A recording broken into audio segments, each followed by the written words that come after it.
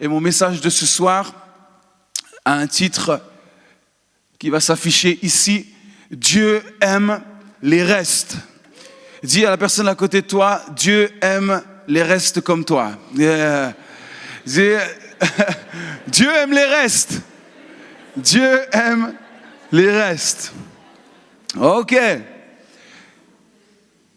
Vous savez, j'ai 3 enfants, 2 filles et un garçon. Peut-être vous avez déjà vu mon garçon, Simon. Il me semble qu'il est avec les kids là, c'est ça? Ah non, il est là. Simon, si vous voulez lui faire plaisir un jour, vous allez le voir et dire, Simon, qu'est-ce que tu veux manger? Et il y a de grandes chances qu'ils vous disent, un restaurant à volonté. Ça, si vous voulez lui faire plaisir, et de préférence, chinois. Hein, il y en a qui sont un peu comme ça. Bon, je peux m'inclure aussi dans ce lot-là, ok? Et c'est vrai, quand on a une grosse faim, vous savez, quand vraiment on a faim, on n'a pas mangé depuis, voilà, pour certains c'est 3 heures, pour certains ça peut être 10, 15 heures, hein, on a une grosse faim. On imagine plein de choses, on imagine l'abondance, on imagine de nombreux plats. Et c'est vrai que ce genre d'endroits permettent de passer du bon temps et puis d'être sans limite. Et c'est pas ce genre de soir où tu sais, tu vas hésiter à aller à un gastro. C'est vraiment quand tu as faim, tu dis viens on va se faire un gastro. Non, en général, c'est pas ce genre d'endroit où tu vas aller, en tout cas pas moi. Si j'ai faim, parce que j'ai toujours une peur avec les restaurants gastro, vous savez, c'est quand ça arrive dans l'assiette. C'est quoi ça? C'est le plat, c'est le plat principal. Et vous savez, vous rentrez chez vous et la seule chose qui reste à faire, c'est vous faire un bon plat de pâtes, pesto, mayo, ketchup, tout, vous mettez tout le fromage, le parmesan, juste pour être bien sûr que finalement vous avez bien mangé. Ça parle à certains, hein? Pas dire certaines, mais plutôt certains. Je vais regarder personne, hein? Mais vous savez, dans ce genre de restaurant à volonté, il y a toujours un petit écriteau ou une pancarte se retrouve à la caisse ou vers les buffets qui indique, s'il vous plaît, pas de gaspillage. Vous avez déjà remarqué ça? Si vous êtes habitué à ce genre d'endroit, vous avez vu ce petit écriteau ou ça écrit quelque part, pas de... Hein? C'est vrai, en plus, ils peuvent, si on gaspille trop, vous pouvez même payer un peu plus. Il y en a qui font comme ça, il y en a qui sont déjà allés. Hein. Peut-être certains ont déjà payé ce supplément parce que on arrive, il y a tellement de choses. Et la réalité, c'est que quand il y a de l'abondance, en général, il y a beaucoup de gaspillage. On laisse beaucoup de choses. Quand on est dans l'abondance, il y a du gaspillage. Ça, c'est le risque de l'abondance. J'ai pris un petit peu le temps de me renseigner sur le gaspillage alimentaire dans le monde. Le gaspillage, c'est un fléau sur notre planète. Une telle proportion qu'il est difficile de l'imaginer. Selon la FAO, donc c'est l'Organisation des Nations Unies pour l'alimentation et l'agriculture, 1/3 des denrées alimentaires que l'on produit à destination de la consommation humaine, chaque année est gaspillé. 1/3. 1/3 de ce qui est produit est finalement gaspillé. 1 produit sur 3 est produit pour être jeté. Imaginez. Alors à l'échelle mondiale, qu'est-ce que ça donne? C'est pas moins de 1,3 milliard de tonnes qui sont jetées chaque jour. Vous avez bien entendu, hein? C'est l'équivalent, j'ai aimé ce petit parallèle, c'est l'équivalent de 216 660 667 éléphants d'Afrique qui sont jetés chaque jour. Gaspillage. On produit, mais on sait que ça va jeter. Incroyable. Alors tout ça, tout ce gaspillage a forcément un impact sur notre monde. Déjà le coût alimentaire, le gaspillage alimentaire coûte énormément à notre planète et à notre économie. Quand on sait qu'une personne sur 9 aujourd'hui sur notre terre ne mange pas à sa faim. Ce qui représente plus de 800 millions de personnes qui, chaque jour, ne mangent pas à leur faim. Le coût le coût économique du gaspillage est exubérant. 1,3 milliard de tonnes, on l'a parlé, ça représente plus de 1 milliard de dollars. Imaginez. Et les surfaces d'exploitation qu'on utilise dans le monde, mais au final pour rien, pour du gaspillage. En fait, on produit, on prend de la place pour produire quelque chose, puis finalement, qui ne rapporte rien du tout. On estime même que le gaspillage alimentaire est responsable de 8% des émissions de gaz à effet de serre. 8%. Ça réchauffe la planète, en fait. Ce gaspillage réchauffe la planète. On gaspille, celui-là il fait mal quand même, on gaspille l'équivalent du lac de Genève chaque année dans la production de gaspillage alimentaire. Le lac de Genève, c'est 72 km de long. C'est 580 km² de l'eau, alors qu'il y en a qui meurent de soif. Tout ce gaspillage chaque année disparaît. En France, vous voulez avoir quelques chiffres? Parce que ça nous concerne aussi. En France, 10 millions de tonnes chaque année. 10 millions de tonnes à la poubelle. Chacun d'entre nous ici, et moi inclus, c'est 155 kilos de nourriture par an qu'on gaspille. 155 kilos, ce qui représente 16 milliards d'euros chaque année de perdu. Quand j'ai vu ces chiffres, je dis mais jamais j'aurais pensé qu'on gaspillait autant, que moi je gaspillais autant. Ça représente 240 € par personne chaque année. Et vous savez que chacun d'entre nous ici, on jette 7 kilos de nourriture alors qu'elles ne sont même pas consommées et qu'elles sont encore emballées. 7 kilos, nourriture qui est même pas commencée, qui est encore emballée, on jette. Wow, j'ai lu ces chiffres, je dis mais c'est terrible, quel gaspillage. Alors que certains en ont tellement besoin, et nous, pourquoi? Parce qu'on est dans l'abondance. L'abondance emmène beaucoup de gaspillage. J'aimerais lire un texte avec vous dans Jean chapitre 6, versets 1 à 13. Je vais lire un petit peu et le dernier verset s'affichera sur l'écran. Ce sera vraiment le point de mon message. Jésus s'en alla de l'autre côté, Jean chapitre 6, verset 1. Il s'en va du côté de la mer de Galilée ou la mer de Tibériade. Et là, il y a une grande foule qui le suit. Pourquoi elle le suit? Parce qu'elle voit que Jésus fait beaucoup de miracles. Et Jésus, lui, va monter sur la montagne et il va s'asseoir là avec ses disciples. Or, la Pâque, la fête des Juifs, était proche. Et ayant levé les yeux et voyant une grande foule qui venait à lui, Jésus dit à Philippe, « Où est-ce qu'on va aller acheter du pain pour que ces gens aient à manger ?» Il disait cela pour l'éprouver, car Jésus savait ce qu'il allait faire.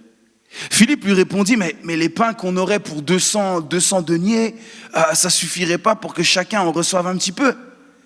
Et puis un des autres disciples, André, frère de Simon, lui dit, mais là-bas, il me semble qu'il y a un garçon ici, là, qui a 5 pains d'orge et 2 poissons. Mais qu'est-ce qu'on va faire avec ça, concrètement? Avec 5 pains et 2 poissons pour nourrir autant de monde. Jésus dit, faites asseoir tout le monde. Que tout le monde puisse s'asseoir. Et comme Jésus prend soin de nous et prend soin des hommes, il dit qu'ils puissent s'asseoir là où il y a beaucoup d'herbe. Il les a fait asseoir confortablement. J'aime ces petits détails. Il y avait dans ce lieu beaucoup d'herbe. Si c'est là, c'est que c'est une raison d'être. Sinon, ce ne serait pas écrit ici. Jésus aime bien quand on puisse s'asseoir correctement pour l'écouter.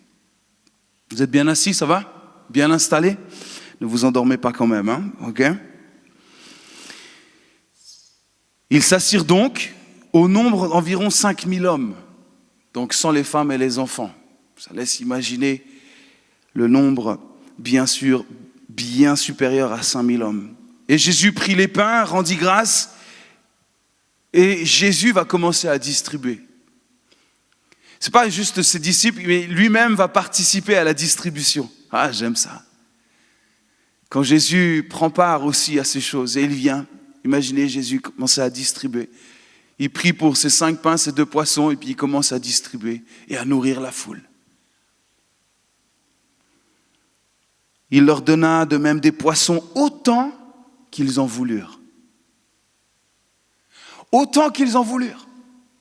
Oh, j'en veux encore un petit poisson, s'il vous plaît. Ok, pas de problème. Oh, j'ai encore un petit peu faim. Peut avoir un peu de pain, s'il vous plaît? Et Jésus a donné jusqu'à ce que tout le monde soit rassasié. C'est ce qu'il est dit ici.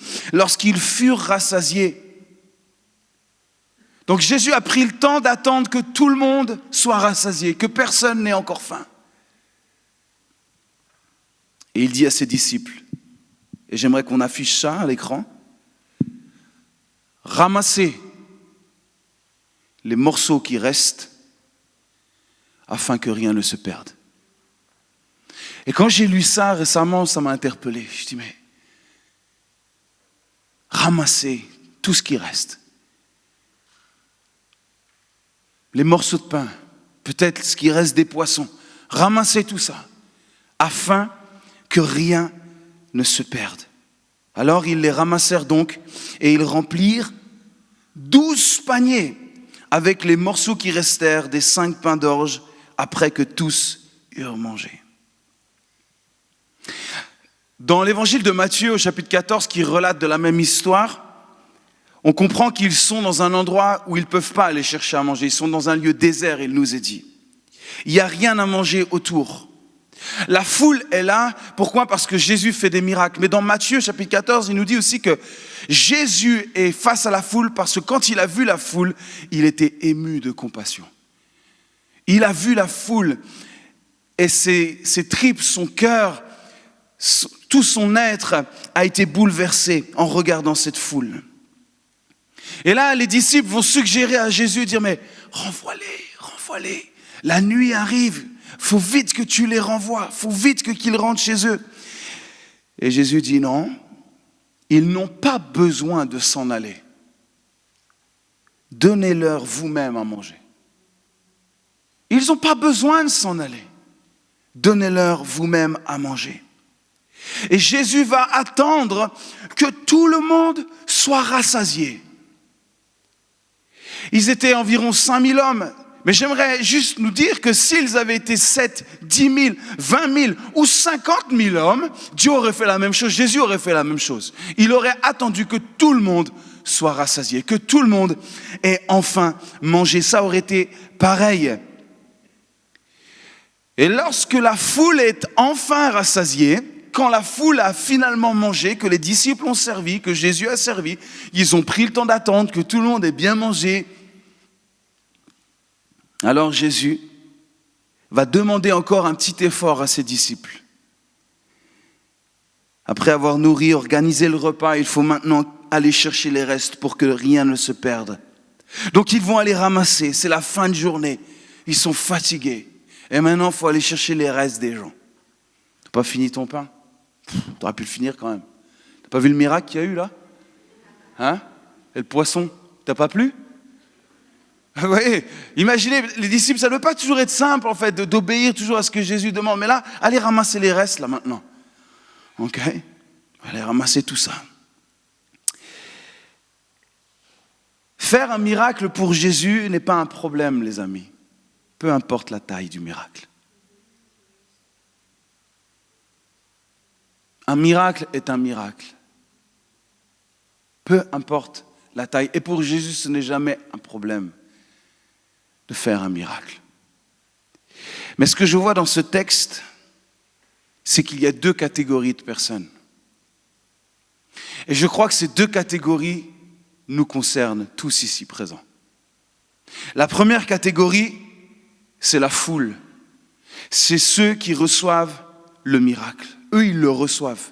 Eux, ils n'ont pas demandé, ils n'ont pas dit à Jésus, « Hey Jésus, on a faim, il faut que tu nous nourrisses quand même. On est venu t'écouter, c'est pas normal. Donne-nous à manger. » Non, ils sont là, ils n'ont rien demandé. Ils n'ont rien exigé à Jésus. Ils sont juste là parce qu'ils veulent suivre celui qui fait des miracles. Et Jésus est ému en les regardant. Son cœur est touché. Il dit non, ce n'est pas la peine qu'ils rentrent chez eux pour manger. Je veux faire quelque chose d'extraordinaire. Et ces gens, en fait, vont recevoir un miracle sans même l'avoir demandé. Ça, c'est la première catégorie de personnes. La foule n'a rien demandé et elle reçoit un miracle. Tout le monde a reçu son miracle ce jour-là. Les 5000 hommes, les femmes et les enfants présents, tout le monde a reçu le miracle. Waouh! Il n'y a pas eu de jaloux ce jour-là. Tout le monde a eu à manger. Ça, c'est la première catégorie. Ils n'ont rien demandé, mais ils ont reçu. Et puis, il y a la deuxième catégorie, c'est les disciples. Eux, ils vont devoir aller chercher le miracle. Eux, ils vont devoir obéir à la voix du maître qui leur dit « Va chercher, va ramasser, va chercher les restes. Va chercher les restes. » Et en prenant les restes, le miracle va être devant leurs yeux. 12 corbeilles vont les attendre. Et ils vont pouvoir remplir ces 12 corbeilles. Mais il va falloir aller chercher le miracle. Donc il y a ces deux catégories. Ceux qui reçoivent le miracle et ceux qui doivent aller chercher le miracle. Et j'aimerais juste nous dire ce soir que dans notre vie, il y a des miracles que nous recevons alors que nous ne les avons pas demandés. J'aimerais juste commencer par dire que le salut, ce n'est pas vous qui avez cherché le salut, c'est le salut qui est venu vous chercher. Vous n'avez rien demandé, c'est le Saint-Esprit qui est venu ouvrir vos yeux sur l'œuvre de la croix. Vous avez juste dit, je reçois ce cadeau, mais vous ne pouviez pas le découvrir de vous-même. Vous êtes aussi un miraculé parce que Jésus est venu jusqu'à vous, vous nourrir, vous aussi. Il est venu apporter ce pain, il est le pain de vie, il est le chemin, la vérité et la vie. Il est ce pain dont nous avons besoin, il est ce pain rompu qui nous donne la vie. Et il est venu jusqu'à nous, vous n'aviez rien demandé, vous n'avez rien choisi, mais Dieu vous a fait grâce par son Fils Jésus-Christ. Et ça, c'est le plus beau cadeau que nous ayons pu recevoir. Nous ne méritions rien, mais il nous l'a donné et il nous l'a accordé. Juste pourquoi ? Parce qu'il était ému de compassion. Et quand il vous voit ce soir, quand il me voit, quand il nous voit tous et tous, son regard n'a pas changé. Il est ému de compassion. Son amour reste le même. Et il vient encore aujourd'hui offrir à nouveau ce pain. Il vient l'offrir à tous ceux et toutes celles qui en ont besoin. Il vient offrir le pain de vie. Et je peux que t'encourager, si tu n'as pas encore accepté ce cadeau, pourquoi pas le recevoir aujourd'hui? Et puis il y a cette deuxième catégorie, effectivement, qui doit aller chercher son miracle. Ça, à nous aussi, parfois, nous sommes emmenés à ça. Chercher, prier, persévérer dans la prière jusqu'à ce que le miracle puisse être visible sous nos yeux. On sait que Jésus est là, on a entendu sa voix, on croit dans sa parole, mais le miracle n'est pas encore arrivé dans mes mains ou sous mes yeux. Mais Jésus lui dit, alors continue à croire ma parole, continue, va chercher ce que je te demande, écoute, va là où tu dois aller, sois sensible à ma voix. Et le miracle, en fait le miracle s'est déjà produit. Il faut que tu ailles le chercher. Il faut que tu t'empares du miracle. Tu t'empares de ce que j'ai prévu pour toi. Alors, peu importe les deux catégories que le miracle vienne alors que tu ne l'as pas forcément demandé ou que tu dois aller le chercher, ce miracle, j'aimerais juste nous rappeler qu'il n'y a pas de gaspillage avec Dieu. Il y a juste des miracles à recevoir ou à aller chercher. Vous entendez ça ce soir? Il n'y a pas de gaspillage avec Dieu. Soit il y a des miracles à recevoir, soit il va falloir vous lever par la foi et aller chercher votre miracle. Mais il n'y a pas de gaspillage. Laissez-moi juste vous donner un exemple de quelqu'un qui n'a rien demandé dans la parole et qui a reçu quelque chose d'extrêmement précieux. Tout le monde connaît le roi David. Mais avant d'être le roi, il était un petit berger. Il était le reste de sa famille. Celui que personne ne voulait vraiment voir, personne ne voulait vraiment s'en occuper. Et quand le prophète Samuel est envoyé par Dieu pour aller oindre le nouveau roi d'Israël, il est envoyé vers Isaïe, le père de David et des autres frères. Et quand Samuel arrive, vous pourrez lire ça dans 1 Samuel 16, versets 11 à 13, Samuel dit à Isaïe, mais ok, tu m'as présenté tous tes fils là, mais c'est pas là. Il dit, il reste, ce sont là tous tes fils. Et le père répondit, il reste encore le plus jeune. J'ai un petit reste, c'est le plus petit, le plus jeune. Mais bon, il vaut pas grand-chose celui-là. En tant que roi, à mon avis, les rois, ils sont là. Regarde bien, attends, je te les remontre. Tu vois, il est costaud, celui-là. Là, lui, le petit blond là qui s'occupe des brebis, bon, on l'a mis là parce que bon, on ne sait pas trop quoi en faire en fait. Donc, c'est ce qui nous reste. Le reste, c'est le reste de la famille. Peut-être ce soir, tu te sens comme le reste de la famille. Peut-être tu t'es déjà senti comme le reste de la famille. Peut-être tu ressens ça même encore aujourd'hui. Celui que, bon, il est là, mais bon, une erreur de parcours. Un mauvais soir, une mauvaise aventure. Peut-être ces choses, tu les as entendues. C'est ce qui reste. Bon, on n'a pas le choix, il est là maintenant, qu'on fasse quelque chose avec. David était le reste. Celui qu'on n'osait pas vraiment présenter, surtout quand quelqu'un de renommé, prophète de l'Éternel venait. Maintenant, qu'est-ce que Dieu va dire à Samuel? Il va dire, ne regarde pas à l'apparence. Moi, je regarde au cœur. Va chercher ton reste là. Va chercher ce qui reste de ta famille, emmène-le.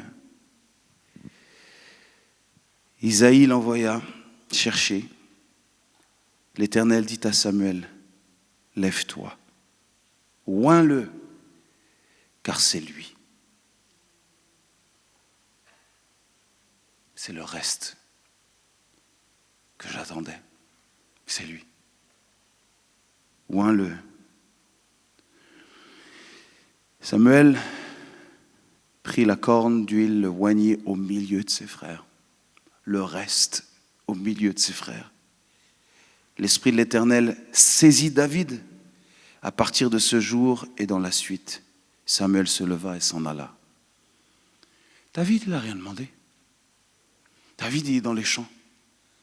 David, il est seul, il est le reste de la famille, il est tout seul, isolé comme ça. Il s'occupe des brebis. Il chasse le lion quand le lion vient pour dérober une brebis. Personne ne le voit. Il est celui qui va faire fuir l'ours. Personne ne le voit non plus. Personne n'est là pour applaudir David. Oh, David! Oh là là! Incroyable comment tu as brisé la nuque du lion là. Waouh! Et l'ours, oh, t'as pas eu peur? Incroyable. Non, personne n'était là. Mais Dieu a vu. Et Dieu voit les restes. Et peut-être tu te dis, mais moi, mon cœur, il est en miettes. Il ne me reste plus grand-chose aujourd'hui. Qu'est-ce qui reste de ma vie aujourd'hui? Qu'est-ce qui me reste de bon? Qu'est-ce qui peut plaire à Dieu? Il n'y a plus rien ici. Quand je me regarde dans le miroir, je n'arrive même pas à me regarder en face. Je ne me supporte plus moi-même. Les restes de qui je suis ne me plaisent plus. Et pourtant, Dieu, quand il te regarde, il est encore ému de compassion. Et il vient t'apporter le pain. Comme David, il est venu et il l'a oint roi. Il est passé du reste à roi. Et ça, c'est incroyable. Il est passé d'un petit reste au roi d'Israël qu'aujourd'hui tout le monde connaît et que tout le monde aimerait rencontrer. Vrai ou pas? Hein? Le roi David. Celui qui a inspiré des générations et des générations à louer Dieu, à célébrer Dieu. Cet homme, selon le cœur de Dieu, était un petit reste que personne ne voulait montrer. Et Dieu a dit, j'aime les restes. Je vais aller chercher les restes de ce monde et je vais en faire des rois et des reines pour ma gloire. Amen. Et c'est ce qu'il veut faire avec toi ce soir. Il est juste en train de te dire, si tu te sens comme un reste, je suis le roi dont tu as besoin, le roi des rois et le seigneur des seigneurs. Et je vais te relever et tu verras de quoi je suis capable. Parce que ce que je vois chez toi, tu ne le vois pas encore. Mais je vois quelqu'un de fort, quelqu'un de solide, quelqu'un qui sait se tenir droit, quelqu'un qui peut louer mon nom, quelqu'un qui peut venir devant moi, se présenter devant moi parce que tu es mon fils, tu es ma fille et mon espoir est en toi et je t'aime et j'ai des projets pour toi. Voilà ce que Dieu voit pour toi aujourd'hui. Et toi, peut-être tu dis, moi, je suis un petit reste. J'ai toujours été le dernier, j'étais le dernier de la classe, j'étais le dernier. Et Dieu dit, non, c'est pas comme ça que je te vois. Je suis ému de compassion. Alors, David, lui, il n'a rien demandé. Et pourtant, il a été élu roi d'Israël ici. Imaginez, oui, qu'est-ce qui se passe? Viens, il faut que je te oigne roi. Moi? Là, imaginez la scène. Oh, il y a des surprises que Dieu va faire avec toi. Tu vas dire, mais moi? Mais je ne peux pas, je ne suis pas digne de ça. De quel? Juste parce que Dieu t'aime et il aime les restes. Tu n'auras rien demandé et pourtant Dieu étendra sa main sur toi. Wow, ça c'est notre Dieu. Le deuxième exemple, et je terminerai avec ça, c'est l'histoire de la Syrophénicienne. Ça vous dit quelque chose, ça? Oh, cette femme. La Phénicie, en fait, c'était les régions voisines de la Syrie. Elle est allée chercher son miracle. Elle est allée chercher son miracle. C'était pas comme David qui avait rien demandé et on est venu jusqu'à lui. Mais cette femme, elle est allée chercher. Écoutez, dans Marc chapitre 7, verset 24. Jésus étant parti de là, s'en alla dans le territoire de Tyr et de Sidon. Il entra dans une maison désirant que personne ne le sache. En gros, Jésus voulait juste prendre un peu de temps tranquille. Personne, il voulait être à l'abri des regards, il voulait juste un peu de tranquillité. Mais, comme bien des fois ça lui est arrivé, il ne put rester caché. Car une femme dont la fille était possédée d'un esprit impur entendit parler de lui et vint se jeter à ses pieds. Cette femme était grecque, syrophénicienne d'origine. Elle le pria de chasser le démon hors de sa fille. Jésus lui dit, écoutez ce que Jésus va lui dire. Vous avez vos oreilles bien ouvertes? Écoutez ce que Jésus va lui dire. Cette femme donc est désespérée. Sa fille est animée, agitée, perturbée par un démon. Elle a enfin trouvé Jésus, l'espoir de sa vie et de la vie de sa fille. Et Jésus lui dit, laisse d'abord les enfants se rassasier, car il n'est pas bien de prendre le pain des enfants et de le jeter aux petits chiens. Oh. Oui, c'est notre Jésus qui a parlé là. Vous voyez ce Jésus doux, l'agneau. Vous allez dire, mais là, qu'est-ce qui lui est arrivé? Qu'est-ce qui s'est passé à notre Jésus pour parler à cette femme de cette manière? En gros, tu n'es pas juive, tu n'as pas le droit à ça. C'est ce que Jésus est en train de lui dire. Tu n'es pas juive, moi je suis venu pour les juifs. Premièrement. Il dit, toi, tu n'es pas juif, tu n'as pas... Les petits chiens...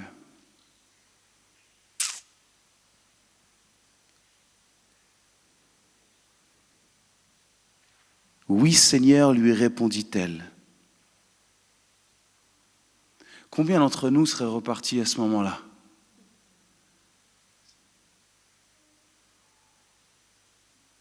Disant, mais de quel droit? Comment? Toi qui dis aimer, toi qui fais des miracles pour tout le monde, et comment oses-tu t'adresser à moi de cette manière-là? On aurait eu une réaction, et moi premier, je dis, pour qui il se prend? De m'écraser comme ça, de me prendre de haut. C'est quoi cet air supérieur? Et t'as vu comment il m'a regardé? Il m'a vraiment pris de haut.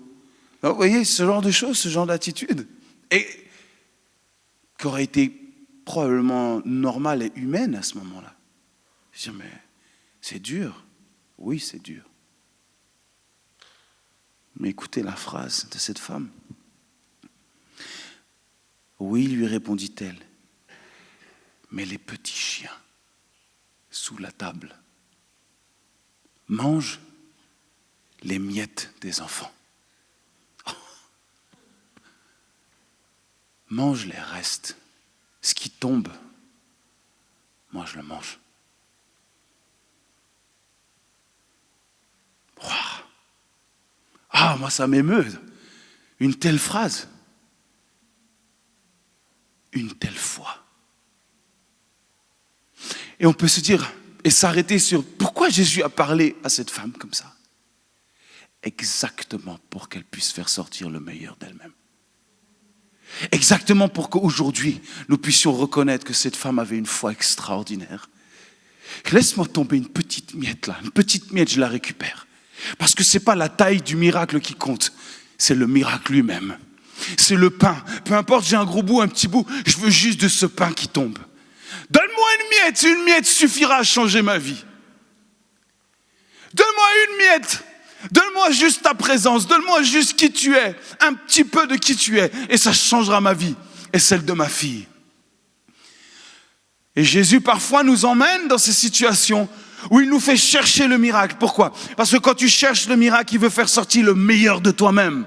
Il veut voir ce qu'il y a au fond de tes tripes. Il veut voir vraiment où en est ta foi. Il veut voir jusqu'où tu vas crier à lui. Et c'est pour ça que parfois il y a des épreuves dans ta vie. C'est pour faire sortir le meilleur de qui tu es. Il veut entendre le meilleur de qui tu es. Et non seulement pour toi, mais pour tous ceux qui vont être au bénéfice de ce meilleur-là. Pourquoi ? Parce que nous en sommes au bénéfice. Et sa fille aura été en bénéfice de ça, même à distance. Et Jésus a dit, qu'est-ce que Jésus va lui répondre ? À cause de cette parole-là, le démon est sorti de ta fille. Jésus n'a pas eu besoin de parler, les amis. C'est la parole que la personne a dite qui a libéré sa propre fille. Et parfois le miracle est dans tes mains, mais tu ne le vois pas. Le miracle est dans ta bouche, mais tu ne le libères pas. Tu ne vas pas chercher le miracle, tu vas le chercher ailleurs, tu vas le chercher à d'autres endroits, tu vas le chercher partout, tu cours, tu t'agites. Alors que Jésus dit, le miracle est en toi. Libère le miracle. Il est là, les disciples ont obéi et avaient le miracle dans leurs mains. Si tu obéis, le miracle sera à ta portée, mon ami. Il sera là à une portée de main et tu le contempleras dans la manière où tu commenceras à parler.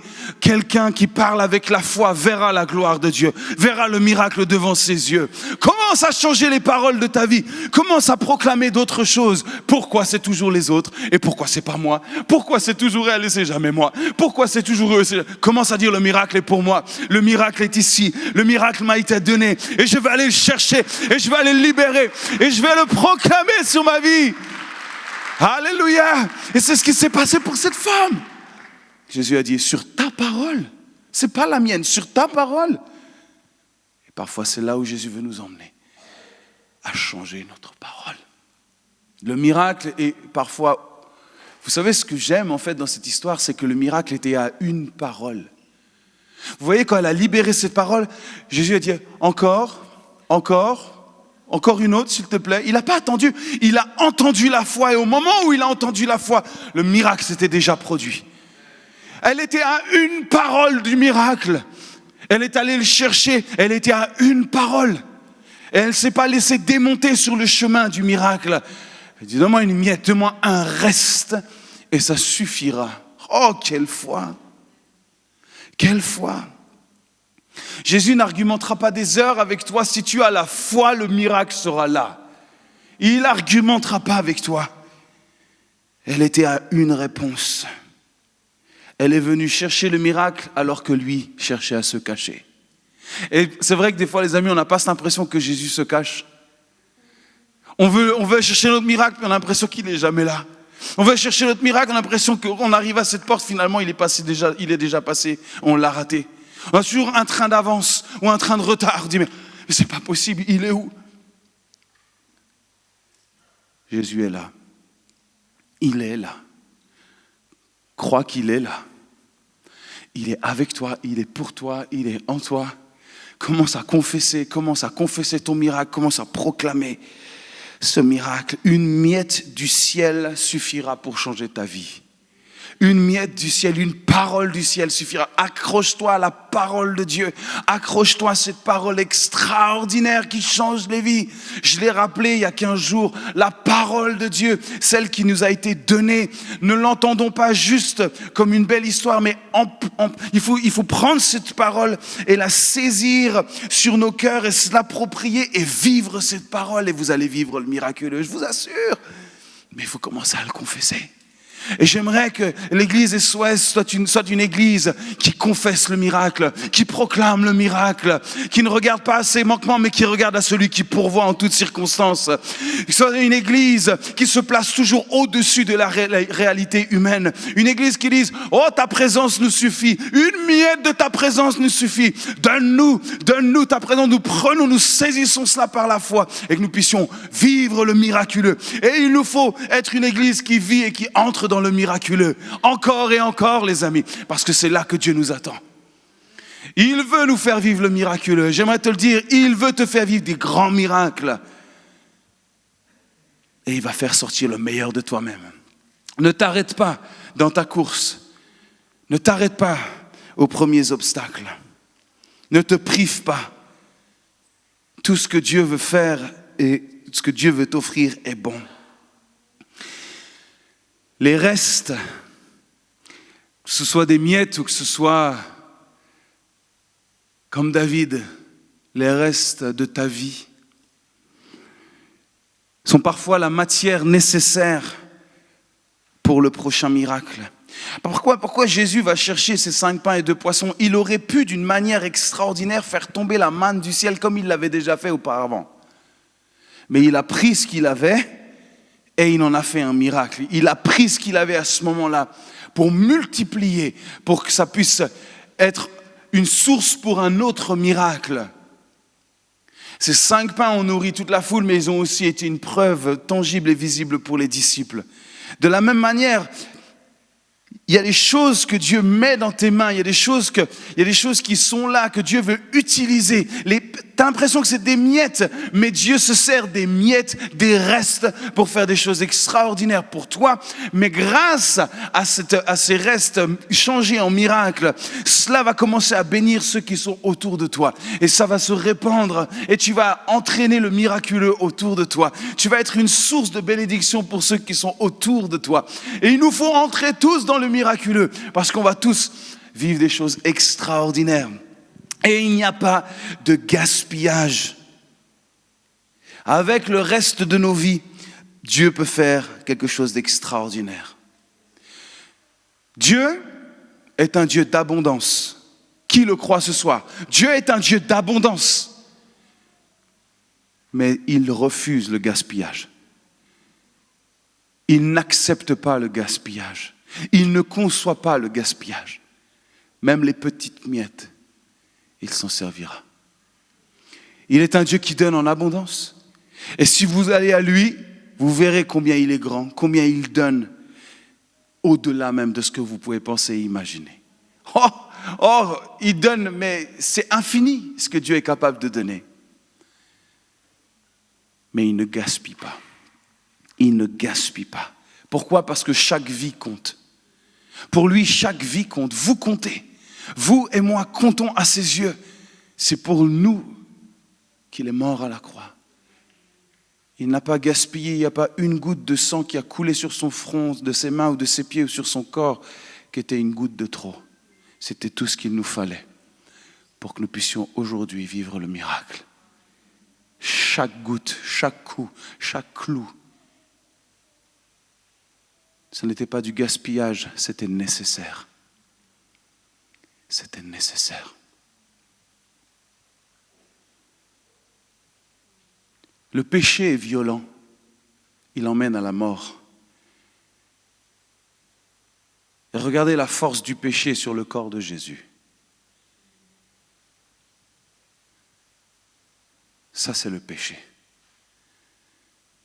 À quel point il a été mis à mort par les coups. Ce sang versé, parce que le péché est violent et d'une force inouïe. Il n'y a que lui qui était capable de supporter le péché sur sa vie et le péché de l'humanité. Pourquoi l'humanité? Pour qu'il n'y ait pas de gaspillage.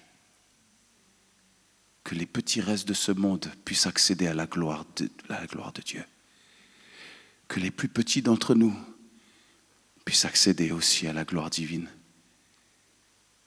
Jésus a payé le prix fort pour qu'il n'y ait aucun gaspillage sur cette terre. Que personne passe à côté de ce que Dieu a prévu. Ce que Dieu donne, ça ne périt jamais. Il donne la vie éternelle. Et ça ne périt pas. Son amour ne tarit jamais, il nous a dit. C'est infini. Dieu est infini. Et ce qu'il donne est infini. Et quand tu goûtes à cette abondance-là, tu ne veux pas gaspiller une goutte de ce qu'il t'a donné. Tu veux profiter de chaque chose qu'il t'a donnée. Tu veux découvrir davantage. Tu vas aller chercher ton miracle. Tu vas avancer. Tu vas progresser avec lui, pour lui. Et c'est quelque chose d'extraordinaire de marcher dans le miraculeux. Et c'est ce à quoi nous sommes tous appelés. Parce que Dieu aime les restes. Il aime les restes.